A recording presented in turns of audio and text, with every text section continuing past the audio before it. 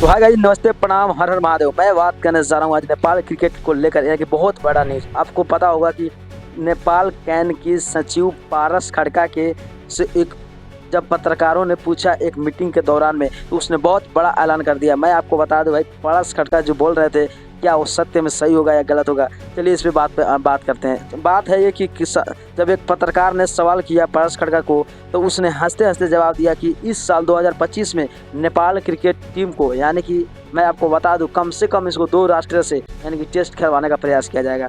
तो इससे बहुत खुशी की बात है। देखो, सबसे पहले हमको आप लोगों को पता होना चाहिए, जो नेपाल क्रिकेट के पास तो भाई खेलने का बहुत ज़्यादा हुनर है, मगर उनके अगर उसी तरह के किसी विपक्षी टीम से अगर मैच कराया जाए तो उनको और ज़्यादा स्ट्रॉन्ग बनाया जा सकता है। तो शायद इसी तरह से नेपाल के सचिव पारस खड़का ने यह ऐलान कर दिया है कि 2025 में कम से कम 2 राष्ट्रीय टीमों से यानी कि मैच होगा। तो आप लोग गेस करके कमेंट कर देना कि कौन सा 2 टीम हो सकते हैं जो टेस्ट राष्ट्रीय है, जो नेपाल क्रिकेट का मैच हो सकता है। आप कमेंट कर देना। अगर नए होंगे तो चैनल को सब्सक्राइब करके लाइक कर देना।